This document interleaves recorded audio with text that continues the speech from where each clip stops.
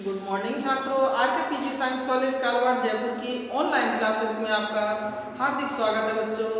जैसा कि हमने पिछले वीडियोज में बीए फर्स्ट ईयर का प्रथम प्रश्न पत्र पाठ 3 कबीर, जो संत कबीर कबीरदास जी हैं, उनसे उस पाठ से संबंधित 3 प्रश्न उत्तर आपको पिछले वीडियोज में करवा दिए गए हैं।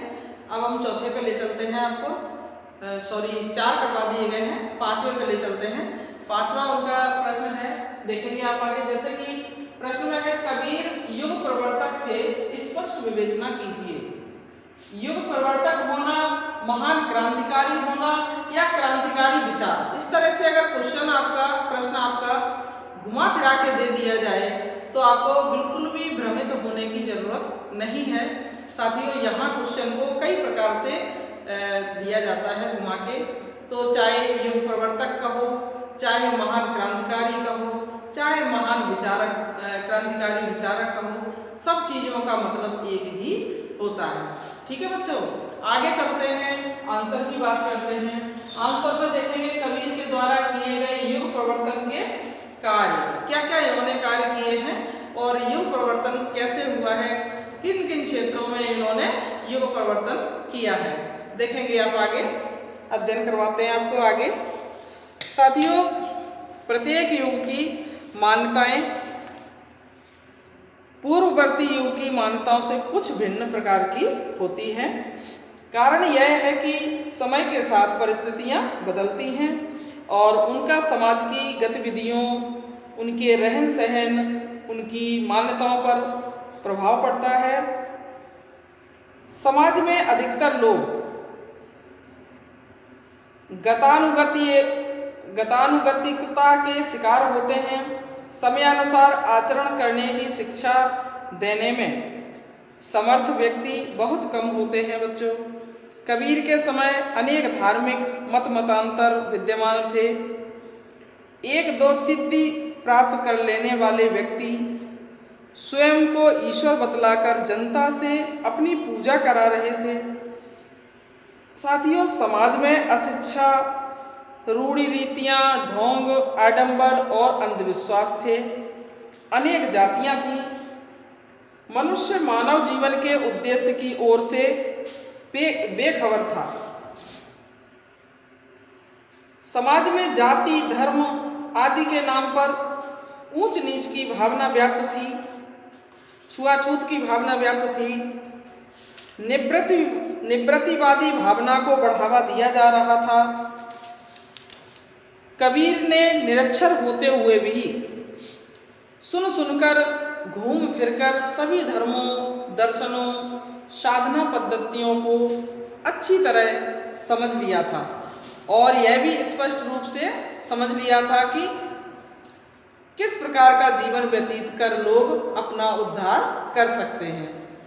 बच्चों, कबीर महान साधक भी थे। उन्होंने साधना से भी ज्ञान प्राप्त किया था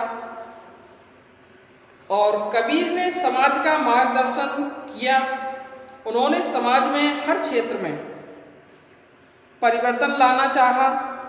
वे युग प्रवर्तक, क्रांति लाने वाले, समाज सुधारक संत आदि कहलाए। उनका व्यक्तित्व विलक्षण था बच्चों। उनमें प्रतिभा थी, आत्मबल था। वे अपने समय के क्रांतिकारी पुरुष, युग प्रवर्तक सिद्ध हुए।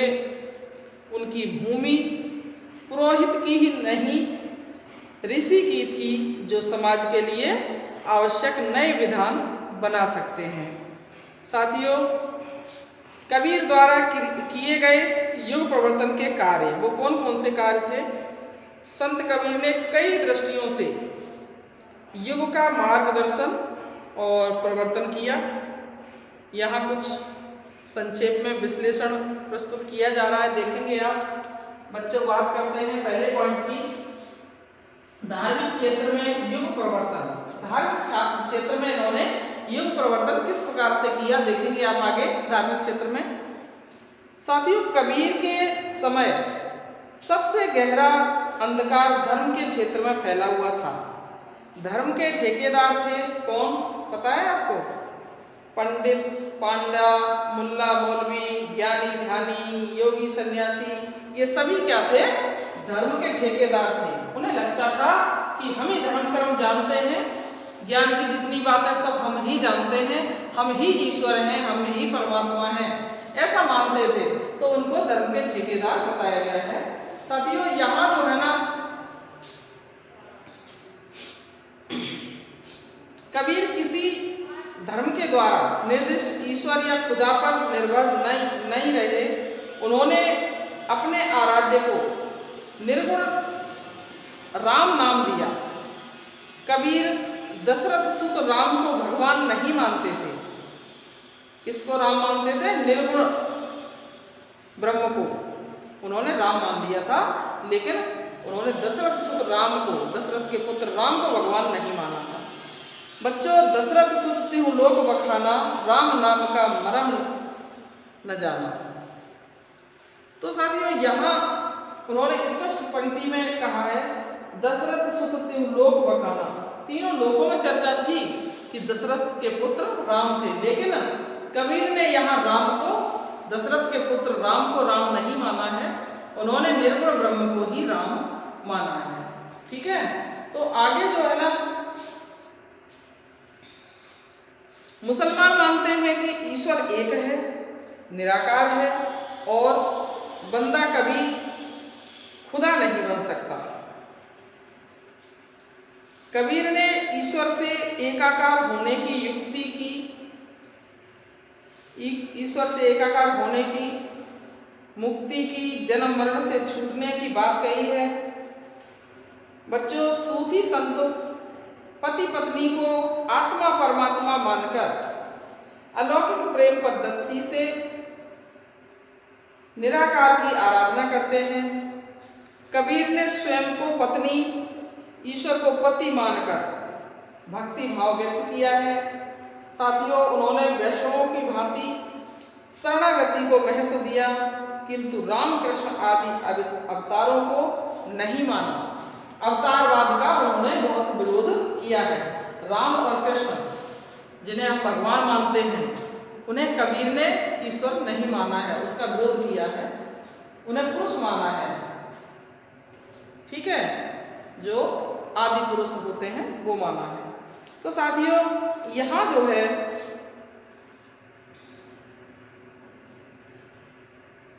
कबीर की भूमिका उपदेशक रही है, पुरोहित की नहीं। परंतु शास्त्रों की जो बात कबीर की अनुभूति के विपरीत पड़ी, उसे उन्होंने नकार दिया। बच्चों, पुरोहित तो देवी देवताओं और सामान्य जन के बीच मध्यस्थ का कार्य करता है और ऋषि आवश्यक होने पर प्राचीन को अस्वीकार कर नवीन विधान देने की क्षमता रखता है। कबीर वेद पुराण आदि के अनुगामी नहीं रहे। कबीर ने धर्मों दर्शनों की बात न कहकर समस्त आडंबरों का विरोध कर अपनी अनुभूति पर आधारित सच्चाई व्यक्त की। बिल्कुल सही। बच्चों, उन्होंने कभी भी धर्म कर्म मंदिर मस्जिद की बात नहीं कही है। उन्होंने हमेशा क्या किया है? धर्म कर्म की बात न करते हुए उन्होंने अपने जो विचार थे, जो एक कुरान हो चाहे पुराण हो चाहे वेद हो, उनके अनुगामी वो नहीं रहे थे। उन्होंने क्या किया? किसी भी धर्म और दर्शन की बात न कहकर झूठे जो आडंबर हो रहे थे उन पर अपनी अनुभूति, स्वयं अनुभूति करके जो सच्चाई थी उस सच्चाई को व्यक्त किया है। और क्या कहा है? दो पंक्तियों में उन्होंने, कबीर सुमिरन सार है और शकल जंजाल, आदि अंत सब सोधिया दूजा देखूं का। साथियों, उन्होंने स्पष्ट किया है कबीरदास ने कि सुमिरन सार है, ईश्वर का नाम स्मरना ही जीवन का सार है। बाकी का सब क्या है? जंजाल है, झूठा जंजाल है। सिर्फ ईश्वर का नाम स्मरण करना ही सार है, बाकी का सब कुछ व्यर्थ है। और क्या कहा आगे? उन्होंने कहा है आदि अंत सब सब सो दिया, आगे देखूं काल। आदि और अंत, प्रारंभिक अवस्था और समापन अवस्था, इन दोनों की बात की है। आदि और अंत, ये सब कहने की बातें हैं। दूजा देखूं काल, लास्ट में क्या होता है? सिर्फ मृत्यु आती है, यमराज आते हैं, उनके दूत आते हैं और प्राणों को हर के ले जाते हैं। तो बस ये 2-3 बातें उन्होंने सच मानी हैं। क्या क्या? एक तो उन्होंने कहा कि कबीर ने उपदेश दिया है कि सुमिरन सिर्फ सार है, जो ईश्वर का नाम सुमिरन है वही जीवन का सार है, बाकी का सब जंजाल है। और लास्ट में आदि और अनंत कुछ भी नहीं होता, बस लास्ट में क्या होता है? इंसान की मृत्यु होती है और कुछ भी नहीं है इसके अलावा, ऐसा उन्होंने कहा है। तो साथियों, उन्होंने कहा सब कुछ ब्रह्म है, माया के कारण सारे भेद उत्पन्न हुए हैं। ये माया ही है जो हमें भ्रमित करती है, माया के कारण ही जन्म और मृत्यु ये सब भेद उत्पन्न हुए हैं। साथियों, यहाँ बात हुई आपकी कबीर के द्वारा दिए गए युग प्रवर्तन के कार्यों की। तो उनमें से पहला जो पॉइंट है, धार्मिक क्षेत्र में उन्होंने युग प्रवर्तन कैसे किया उसका अध्ययन कर लिया आपने। अब हम ले चलते हैं आपको दूसरे पॉइंट पर, सामाजिक क्षेत्र में युग प्रवर्तन। समाज के क्षेत्र में इन्होंने कैसे परिवर्तन लाए, किस प्रकार से परिवर्तन किए, देखेंगे आप आगे। तो बच्चों, कबीर ने समाज में व्याप्त सारी बुराइयों के समाधान के लिए 2 बातों पर विशेष बल दिया। कौन कौन सी 2 बातें?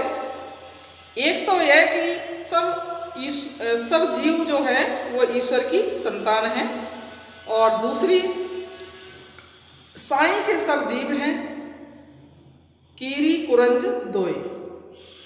ये सभी जो है ना, जीव जंतु मनुष्य सब साईं के जीव हैं। इस कारण हिंदू मुसलमान ब्राह्मण शूद्र राजा रंक किसी भी आधार पर किसी को ऊंचा नीचा, किसी को नीचा समझना गलत है। क्या कहा है? ब्राह्मण का धार्मिक या ऊंचा वह है जो ईश्वर का भक्त है। ब्राह्मण हो या धार्मिक हो, वो ऊंचा वह समझा जाएगा जो ईश्वर का भक्त है। जाति पाति पूछे नहीं कोई, हरि को भजे सो हर को होई। यानी यहाँ जाति पाति का कोई विशेष महत्व नहीं है, जो ईश्वर का भजन करता है वो ही ईश्वर का होता है। साथियों, कबीर ने दूसरी बात यह बताई है कि ईश्वर एक है। एक तो ईश्वर की संतान सब एक हैं, सब जीव ईश्वर की संतानें हैं, और दूसरी ईश्वर एक है। दुई जगदीश कहाँ ते आए। ईश्वर की एकता के आधार पर, धर्मों संप्रदायों के आधार पर होने वाले झगड़े दूर हो सकते हैं। कबीर ने तीसरी बात प्रेम के बारे में कही है। क्या कहा है उन्होंने? मानव मानव से प्रेम और ईश्वर से प्रेम, यही मुक्ति का मार्ग है। 2.5 आखर प्रेम का पढ़े सो पंडित हुए। जिसने प्रेम का 2.5 अक्षर का ज्ञान जिसको हो गया, जिसने प्रेम रूपी 2.5 अक्षर को अपना लिया, अपने जीवन में धारण कर लिया, पढ़े सो पंडित हो, वही ज्ञानी है, वही पंडित है, वही विद्वान है, ऐसा माना है कबीर ने। क्योंकि द्वेष भावनाएं सब में भरी पड़ी हैं, किसी में भी प्रेम की भावना, आपसी भाईचारा, सद्भाव नहीं है। तो जो प्रेम के 2.5 अक्षर को समझ सकता है, उसके महत्व को समझ सकता है, साथियों, वो ही क्या है? जो प्रेम के, जिसने 2.5 अक्षरों का मतलब समझ लिया, कबीर की नजरों में वो ही ब्राह्मण विद्वान और ईश्वर प्रेमी है। जिसने 2.5 अक्षर प्रेम का पढ़ लिया, मुक्ति मार्ग उसी को ही मिलेगा। और क्या कहा कबीर ने? पंडा पुजारियों, मुल्ला मौलवियों, ब्राह्मणों, शासकों आदि पर उन लोगों को फटकारा जो मानव के साथ मानव मानकर व्यवहार नहीं करते हैं। शोषण अन्याय के शिकार लोगों को कबीर से जितना संबल मिला उतना किसी से नहीं मिला। बच्चों, किसी भी प्रकार के अहंकार को उन्होंने त्याज्य बताया है। जब मैं था तब हरि नहीं, अब हरि है मैं नाही। यहाँ जो मैं शब्द आया है, जब मैं था तब हरि नहीं, मैं मतलब अहंकार। जब मुझ में अहंकार था तब ईश्वर मेरे पास नहीं था, बहुत कोसों दूर था। अब हरि है मैं ना हूं। अब जब ईश्वर का निवास हुआ है तो अहंकार अपने आप ही नष्ट हो गया है, अहंकार चला गया है। जब मैं था तब हरि नहीं, जब अहंकार था, मैं मतलब अहंकार, जब मुझ में अहंकार था तब ईश्वर का वास नहीं था हमारे अंदर, और ईश्वर हमारे पास बिल्कुल भी नहीं आ सकता था, क्योंकि हम अहंकारी थे। हम ईश्वर को समझ ही नहीं सकते। कोई भी इंसान अहंकारी हो वो ईश्वर की सत्ता को समझ ही नहीं सकता। वही उसी चीज को क्लियर करने के लिए, प्रमाणित करने के लिए इन्होंने एक लाइन दी है, जब मैं था तब हरि नहीं, अब हरि है मैं नहीं। अब ईश्वर है लेकिन अहंकार नहीं है, अहंकार जा चुका है, ऐसा कहा है। और क्या कहा देखेंगे आगे। साथियों, यहाँ किसी भी प्रकार के घमंड को दूर करने के बारे में कबीर ने बहुत प्रकार से कहा है। क्या और कहा है देखेंगे। सातों शब्द जो बाजते घर घर होते राग, ते मंदिर खाली पड़े बैठन लागे का। सातों शब्द जो बाजते, सात स्वर जो बताए गए हैं वो अगर सभी बज जाते तो क्या होता, घर घर, हर घर में राग होता। और क्या होता, ते मंदिर खाली पड़े बैठने लागे का। वो मंदिर खाली पड़े हैं, कौवे उस पर बैठते हैं, बीट करते हैं, वो मंदिर मस्जिद सब खाली पड़े हैं जहां कोई राग वाली और स्वर वाली बात ही नहीं होती है। साथियों, पॉइंट नंबर 3 है साहित्यिक क्षेत्र में युग परिवर्तन। साहित्य के क्षेत्र में इन्होंने युग परिवर्तन किस प्रकार से किया है देखेंगे आप आगे। बच्चों, यहाँ जो है कबीर पांडित्य की धाक जमाकर यश या धन प्राप्त करना नहीं चाहते थे। वे मूलतः सच्चे संत और भक्त थे और मानव जीवन का उपयोग ईश्वर आराधना में करना चाहते थे। बच्चों, भव सागर में पड़े लोगों के उद्धार के लिए उन्होंने कविता को माध्यम बनाया। यह मत जानो गीत है, यह निज ब्रह्म विचार। यही मत जानो गीत है, ये मत जानो कि ये गीत है, यह निज ब्रह्म विचार, ये मेरे ब्रह्म, मेरी आत्मा का ही विचार है, मेरे ईश्वर का ही विचार है। आप ऐसा मत समझो कि यह गीत है। और क्या कहा साथियों, कबीर जैसे महात्मा को सांसारिक प्रसिद्धि का कोई मतलब नहीं था। जनता उनके अनुभव से लाभान्वित हो, इसलिए उन्होंने सीधी सपाट भाषा का प्रयोग किया। वे इस मान्यता के थे कि का भाषा का संस्कृत भाव चाहिए साच, काम जो आवे कामरी, काले करे कुमाच। साथियों, यहाँ उन्होंने स्पष्ट किया है कि का भाषा का संस्कृत, क्या भाषा रखती है महत्व, तो क्या संस्कृत, भाव सच्चा होना चाहिए। जो आप बोल रहे हो, जो व्यवहार कर रहे हो, जो बोल रहे हो, व्यक्ति को उसका भाव, सच्चा भाव समझ में आना चाहिए। चाहे संस्कृत में बोलो, चाहे किसी भी भाषा में बोलो, उसका भाव समझ में आना चाहिए, ये कहा है। और क्या कहा, काम जो आवे कामरी, ऐसी कंबल जो ओढ़ने के काम में आए, कामरी मतलब कंबल। काले करे कुमाच, तो कुमाच को लेकर के क्या करना है, ऐसा कंबल हो जो काम में आए, नई व्यर्थ की बातों का कोई मतलब नहीं है। कबीर ने जन जीवन से ही प्रतीक और उपमान अधिक लिए हैं। ठेकुली, ताना बाना, रहट, चरखा, कमल, रैनी, दिन, भंवर, सासु ससुर, काग, हंस, हस्ती, सिंह, गाय, छेरी, छेरी बकरी को कहा गया है आदि असंख्य ऐसे जाने पहचाने प्रतीकों द्वारा कबीर ने अपना आशय स्पष्ट किया है। साथियों, योग के जानवरों के लिए योग के पारिभाषिक शब्द भी कबीर के काव्य में मिलते हैं। अनुभव पर आधारित होने के कारण कबीर की उक्तियाँ जनता में कहावतों की तरह प्रचलित हैं।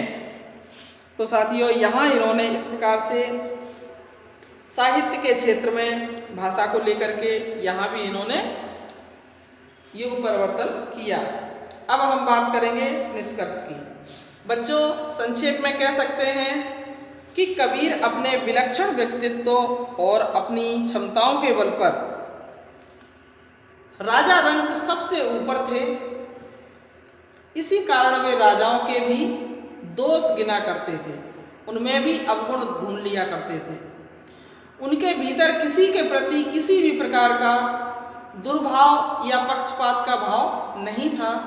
साथियों, इसी कारण कोई उनका विरोध न कर सका। आज तक किसी ने भी कबीरदास की बातों का विरोध नहीं किया। उन्होंने अनेक प्रकार से समाज का मार्गदर्शन किया, इसीलिए वे युग प्रवर्तक, समाज सुधारक, कवि, दार्शनिक, भक्त, नेता, युग दृष्टा आदि कहलाए। तो बच्चों, यहाँ उन्होंने किन किन क्षेत्रों में युग परिवर्तन किया आपने अध्ययन किया, और यहाँ आपका 5वां प्रश्न कंप्लीट हो जाता है। अब हम ले चलते हैं आपको आगे बात करेंगे।